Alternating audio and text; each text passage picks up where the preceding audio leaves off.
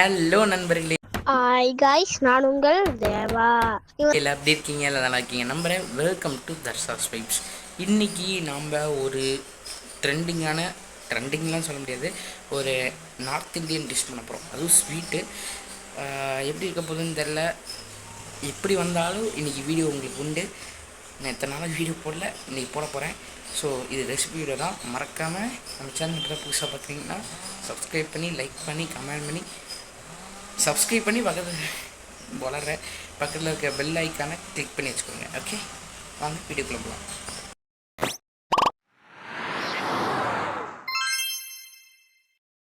இது முதல்ல நம்ம பச்சரிசி ஊற வச்சுக்கணும். நம்ம கூட இன்றைக்கி நம்ம ஃப்ரெண்டும் இருக்கார், அவர் பேசுவார். டே ஹாய் சொல்கிறான். ஹலோ காய்ஸ், நீங்கள் நம்ம ஃப்ரெண்டு சமைக்க போகிறது வாங்க பார்க்கலாம். அப்புறம் அரிசி சேர்த்து நல்லா மிக்சியில் மையாக அரைக்கணும். வேண்டாம், குறை அரைச்சி சட்டம் சரியில்லை. நம்ம கூட விளையாடுறதே அவனுக்கு வேலையாக போச்சுடா. நல்லா இங்கே பாருங்கள், மைய அரைக்கக்கூடாது, குறைன்னு அரைக்கணும். குறைன்னு தான் அரையும் அது. அதனால குறைன்னு அரைச்சி எடுத்துக்கோங்க. ஏன்னா நான் அரைக்க சொல்கிறது சீக்கிரம் வேகும், அதுக்கோசரம் தான். இதுக்கு ஃபுல் க்ரீம் மில்க் எடுத்தால் நல்லாயிருக்கும். அதனால ஃபுல் க்ரீம் மில்க் எடுத்து பாத்திரத்தில் ஊற்றி நல்லா காய்ச்ச போகிறேன்.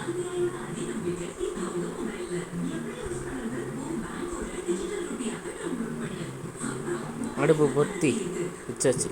இன்றைக்கி கொஞ்சம் கிச்சன் க்ளீனாகல, நாளைக்கு வெள்ளிக்கிழமை அப்படிங்கிறதுனால அன்றைக்கி நைட்டு தான் அம்மா க்ளீன் பண்ணுவாங்க. ஆக மொத்தத்தில் நீ க்ளீன் பண்ண மாட்டேன்.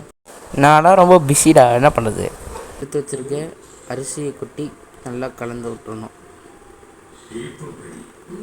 நல்லா ஒரு மிக்ஸ் பண்ணுவேன். அதெல்லாம் ஒன்று சேரணும். நல்லா மிக்ஸ் பண்ணுங்கள். என்னடா ஒன்று சேரணும்? நம்ம அரிசியும் பாலையும் சொன்னேன்டா, சொல்லணும்னா அப்படியே அது வேகிற கேப்பில் வெளியே வந்து கொஞ்சம் அந்த இன்றைக்கி வெதர் செமையாக இருந்துச்சு. சங்கிகரியில் ரசிச்சுட்டு இருந்தேன். அப்புறம் வீட்டுக்கு பெயிண்ட் அடிக்கிறாங்களா, அதனால் வந்துட்டு வாசல் பூரா ஸ்னோஃபால் மாதிரி இருக்குது. இங்கே பாருங்கள், இந்த செடியெல்லாம் பாருங்கள், ஸ்னோ மாதிரி. இது எந்த ஊரில் பனி பெய்கிற மாதிரி இருக்குது? உள்ளே போகலாம்.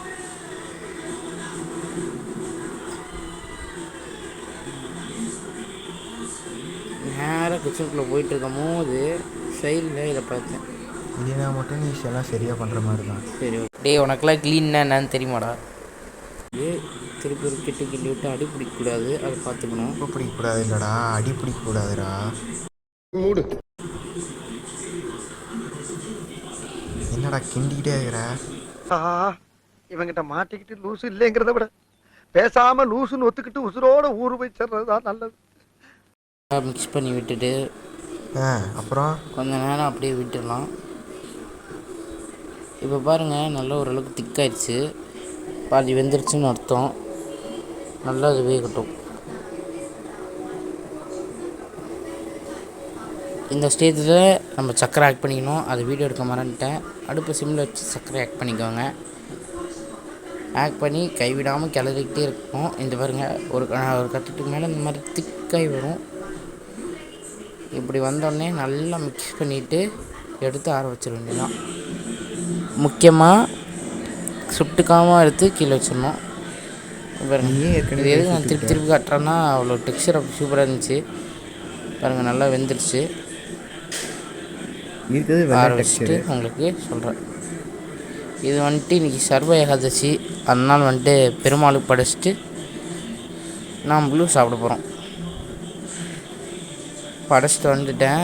இது வந்துட்டு நம்மளுக்கு இப்போ சாப்பிட்லாம். இது செய்யும் போது காலையில் மார்னிங் 11 மணி. கடைசியில் சட்டி கூட விட்டு வைக்காம நீ தான் சாப்பிட்ட இருக்கும். உனக்கு செஞ்சு எப்படி இருக்குன்னு கமெண்ட் பண்ணுங்கள். ஓகே, நெக்ஸ்ட் வீடியோவில் சந்திக்கலாம். குட் வைப்ஸ் ஒன்லி நண்பா.